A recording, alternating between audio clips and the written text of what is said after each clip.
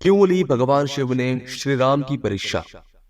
वनवास के दौरान श्री राम ब्राह्मणों को भोजन करा रहे थे। तभी भगवान शिव ब्राह्मण वेश में वहां आए। श्री राम ने लक्ष्मण और हनुमान सहित उनका स्वागत किया और उन्हें भोजन के लिए आमंत्रित किया। भगवान शिव भोजन करने बैठे, किंतु उनकी क्षुधा को कौन बुझा सकता था। बात ही बात में श्री राम का सारा भंडार खाली हो गया। लक्ष्मण और हनुमान यह देखकर चिंतित हो गए और आश्चर्य से भर गए। एक ब्राह्मण उनके द्वार से भूखे पेट लौट जाए, यह तो बड़े अपमान की बात थी। उन्होंने श्री राम से और भोजन बनवाने की आज्ञा मांगी। श्री राम तो सब कुछ जानते थे।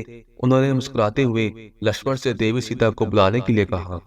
सीता जी वहां आई और ब्राह्मण वेश में बैठे भगवान शिव का अभिवादन किया।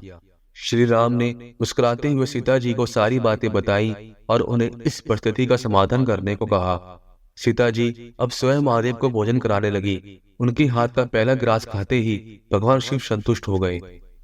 भोजन के उपरांत भगवान शिव ने श्री राम से कहा कि आकंठ भोजन करने के कारण वह स्वयं उठने में असमर्थ है। इसी कारण कोई उन्हें उठाकर शैया पर सुला दे। श्री राम की आज्ञा से हनुमान महादेव को उठाने लगे, मगर आश्चर्य, एक विशाल पर्वत को बात ही बात में उखाड़ देने वाले हनुमान, जिनके बल का कोई पार नहीं था, वो महादेव को गिरा तक नहीं सके। भला रुद्र अवतार रुद्र की शक्ति से कैसे पार पा सकते थे। हनुमान लज्जित हो पीछे हट गए। फिर श्री राम की आज्ञा से लक्ष्मण यह कार्य करने को आए। अब तक वो यह समझ चुके थे कि यह कोई साधारण ब्राह्मण नहीं है। अनंत की शक्ति भी अनंत नहीं थी। परम पिता ब्रह्मा, नारायण और महादेव का स्मरण करते हुए लक्ष्मण ने उन्हें उठाकर शैया पर लिटा दिया। लेटने के बाद भगवान शिव ने श्री राम से सेवा करने को कहा।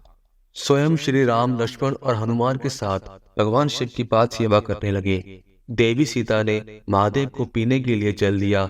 महादेव ने आधा जल पिया और बाकी जल का कुल्ला देवी सीता पर कर दिया। देवी सीता ने हाथ जोड़कर कहा कि हे ब्राह्मण देव, आपने अपने जूठन से मुझे पवित्र कर दिया।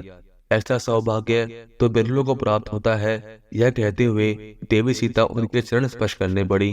तभी महादेव अपने असली स्वरूप में आ गए। महाकाल के दर्शन होते ही सभी ने क्रमबद्ध हो उन्हें नमन किया।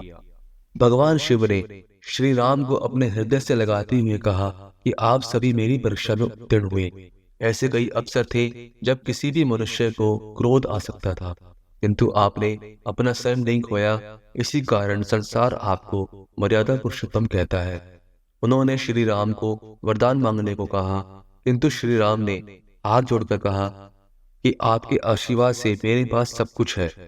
अगर आप कुछ देना ही चाहते हैं तो अपने चरणों में सदा की भक्ति का आशीर्वाद दीजिए। महादेव ने मुस्कुराते हुए कहा कि आप और मैं कोई अलग नहीं है, किंतु फिर भी देवी सीता ने मुझे भोजन करवाया है, इसलिए उन्हें कोई वरदान तो मांगना ही होगा। देवी सीता ने कहा कि हे भगवान, अगर आप हमसे प्रसन्न हैं तो कुछ काल तक आप हमारे राजसभा में कथावाचक बनकर रहें। उसके बाद कुछ काल तक भगवान शिव श्री राम की सभा में कथा सुनाकर सबको कृतार्थ करते रहे। दोस्तों, आपको यह कथा कैसी लगी कृपया करके कमेंट में जरूर बताएं। वीडियो पसंद आया हो तो लाइक जरूर करें और चैनल को सब्सक्राइब करना ना भूलें। धन्यवाद।